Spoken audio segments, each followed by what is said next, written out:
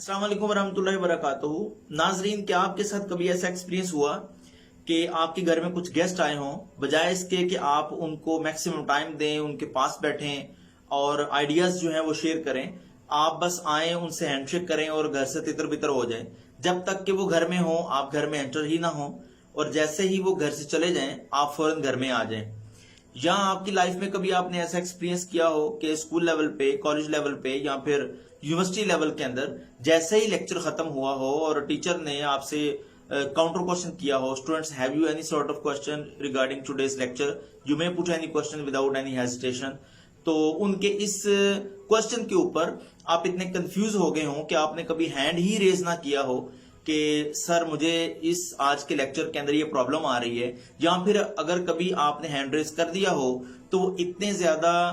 खौफ के साथ किया हो कि आपको बहुत सारे लोग जो हैं वो देख रहे हैं, पता नहीं वो क्या सोचेंगे क्या नहीं सोचेंगे। अगर तो ये सारे एक्सपीरियंसेस आपने किए हैं, या फिर कभी ऐसा हुआ हो कि आपके जिस वक्त प्रेजेंटेशन की आपकी टर्न आई हो तो आपके हाथ पांव सूज गए हों, या फिर आपने ये प्लान किया हो, ये सोचा हो कि या अल्लाह किसी तरीके से आज की प्रेजेंटेशन जो है वो पोस्टपोन हो जाए, मुझे लोगों के सामने आके प्रेजेंटेशन ना देनी पड़े। अगर तो ये सारे एहसास आपके अंदर मौजूद हैं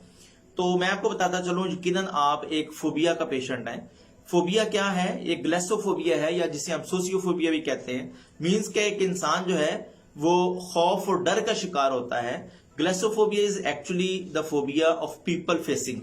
लोगों को फेस करने का फोबिया है। जैसे एक्रोफोबिया है, एरोफोबिया है, फिर हाइड्रोफोबिया है, ऑटोफोबिया है, एस्ट्रोफोबिया है, ढेर सारे अदर फोबियाज हैं। इसी तरीके से लोगों को फेस करने का भी, लोगों को आई कांटेक्ट देने का भी एक फोबिया है। और मैं ये समझता हूं कि तकरीबन हमारे स्टूडेंट जो हैं ये तकरीबन 90% जो है ये सोशियोफोबिया या ग्लेसोफोबिया का शिकार रहते हैं, और खास तौर पे उनको प्रेजेंटेशन के दौरान इस फोबिया को लेके काफी ज्यादा परेशानी का सामना करना पड़ता है। तो आज की इस वीडियो के अंदर हम बात करना चाहेंगे कि किस तरीके से हम इस डर वाले जो हमारे अंदर खौफ है, डर वाला जो फोबिया है,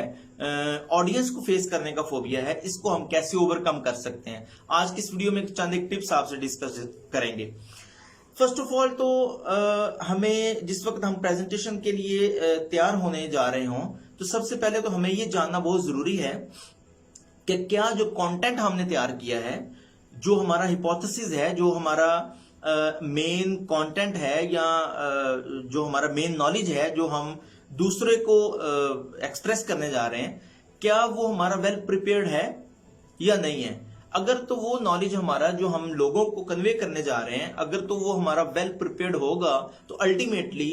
अंदर से पॉजिटिव वाइब्स जो है वो पैदा होंगी, एक कॉन्फिडेंस की वाइब्स जो है वो पैदा होंगी। देखें, फियर जो है ये कोई एक्सटर्नल चीज नहीं है, ये इंटरनल है। फियर एक इंटरनल चीज है, तो इसको अंदर से ही कुछ ऐसा पुश मिलना चाहिए, कोई अंदर से ऐसा एक्सलरेशन मिलना चाहिए जो इस फियर को डिक्लाइन करे, जो इस फियर को कम करे। तो ऑब्वियसली बाहर से जितने भी लोग कहते रहेंगे नहीं कोई बात नहीं, कुछ नहीं होगा, डोंट यू वरी, आप प्रेजेंटेशन अच्छे तरीके से दे लेंगे, कोई मसला नहीं है, ऑडियंस कुछ नहीं कहती है, सारे ये अगर आप पॉइंट्स जो हैं वो उनको सुनते रहें, लेकिन आपके अंदर फोबिया जो है वो खातर खा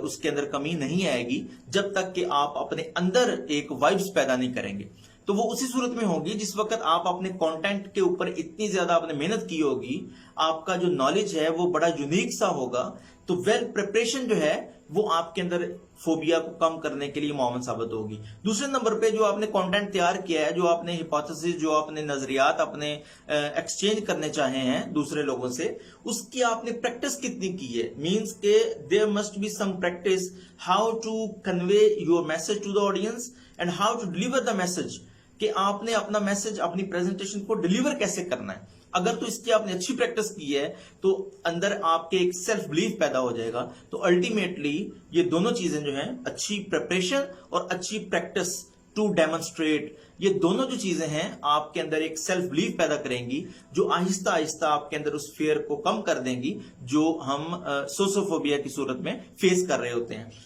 तीसरे नंबर पे एक ये बात कि जिस वक्त आप ऑडियंस के अंदर बैठे हुए हैं और आप ये एक्सपेक्ट कर रहे हैं कि अभी कुछ ही देर के बाद आपको स्टेज पे कॉल किया जाएगा, उस वक्त आपके हाथ पांव फूल जाते हैं, डिहाइड्रेशन हो जाती है, मुंह आपका खुश्क हो जाता है, या फिर आपका जो सांस है वो छोटा होना शुरू हो जाता है। उस सूरत में आपको क्या करना है, you have to take long breath, लंबे सांस आपको लेने हैं ताकि चेस्ट आपकी प्रॉपर तरीके से बाहर आए और जो इनटेक है आपकी ऑक्सीजन की वो आपके लंग्स के अंदर प्रॉपर जाए। जितनी ज्यादा आप ऑक्सीजन की इनटेक करेंगे उतना ही ज्यादा फ्रेश ब्लड जो है वो आपके ब्रेन तक जाएगा और आपके अंदर एक पॉजिटिव वाइब्स जो है वो पैदा होंगी अपनी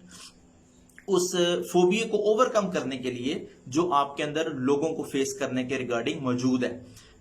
फोर्थ नंबर पे हम क्या करेंगे कि हमें अपने आप को वेल ऑर्गेनाइज्ड करना है। वेल ऑर्गेनाइज्ड मींस कि जिस दिन आपकी वो प्रेजेंटेशन है, आपको पब्लिक को फेस करने के लिए मेंटली तौर पे तो तैयार होना ही है, लेकिन आपको फिजिकली भी अच्छे तरीके से तैयार होना है। वेल ड्रेस्ड होके जाएं, जितना अच्छा आप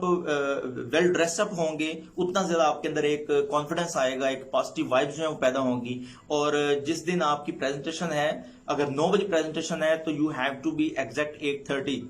आपको वहां पे 8:30 पे पहुंचना चाहिए ताकि वहां पे जाके जो आपकी लोकेलिटी है आप उसको जज कर सकें, उसको